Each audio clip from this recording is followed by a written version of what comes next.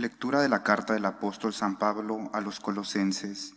Hermanos, antes estabais también vosotros alejados de Dios y erais enemigos suyos, por la mentalidad que engendraban vuestras malas acciones. Ahora, en cambio, gracias a la muerte de Cristo, sufrió en su cuerpo, gracias a la muerte que Cristo sufrió en su cuerpo de carne, Dios os ha reconciliado para seros santos, sin mancha y sin reproche en su presencia. La condición es que permanezcáis cimentados y estables en la fe, inamovibles en la esperanza del Evangelio que escuchasteis, en el mismo que se proclama en la creación entera bajo el cielo. Y yo, Pablo, fui nombrado su ministro. Palabra de Dios. Te alabamos, Señor. Dios es mi auxilio. Dios es mi auxilio. Oh Dios, sálvame por tu nombre, sal por mí con tu poder. Oh Dios, escucha mi súplica, atiende a mis palabras. Dios es mi auxilio. Pero Dios es mi auxilio, el Señor sostiene mi vida. Te ofreceré un sacrificio voluntario, dando gracias a tu nombre que es bueno. Dios es mi auxilio.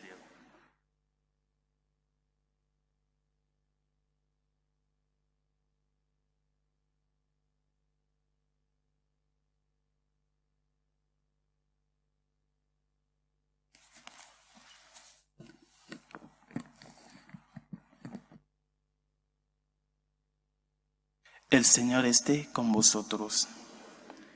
Lectura del Santo Evangelio según San Lucas. Gloria a ti, Señor. Un sábado Jesús atravesaba un sembrado.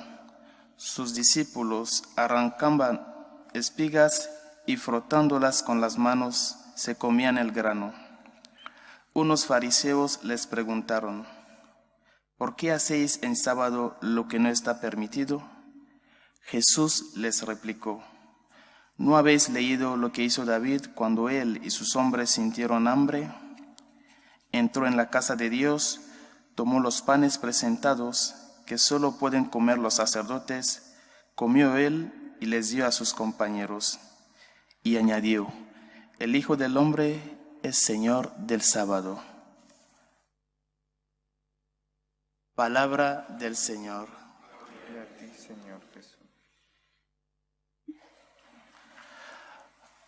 Una de las grandes disputas que suele oponer Jesús con los fariseos es con respecto al cumplimiento de la ley mosaica. Esa ley puesta a su tiempo para regular la vida religiosa, la vida de encuentro con Dios, con Yahvé. Pero la novedad de Cristo trajo otra realidad que supera esa ley. Las normas están puestas o deberían ser puestas con finalidad al bien de la persona, con finalidad a construir a la dignidad de la persona. El derecho canónico, que es la ley que regula toda la vida de la Iglesia, dice en su último canon que se debe tener en cuenta, tras todo lo que el derecho ha dicho, tener en cuenta la salvación de las almas como ley suprema. Es decir, mirar a la persona, no a la letra de la ley. Cuando yo llego a un semáforo que está en rojo y lo salto, estoy poniendo en peligro a otras personas y a otros usuarios de la vía. Por tanto, esas normas están puestas para nuestro bien y tiene que buscar el bien de la persona. Tiene que acercar a la persona a Dios y acercar a la persona a los demás. Por eso Jesús, que vino a nosotros, nos dice de dar el paso necesario, el paso importante, que es el del amor. Un paso que necesitamos para poder acercarnos a Dios.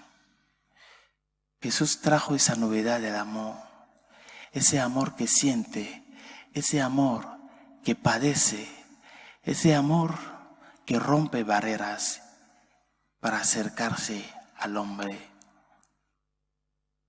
Porque si no hay esa motivación detrás, esa motivación religiosa detrás de nuestras acciones, esa motivación del por ti, Jesús, si no hay esa motivación, más pronto, más tarde, convertiremos las personas en objetos y que usaremos.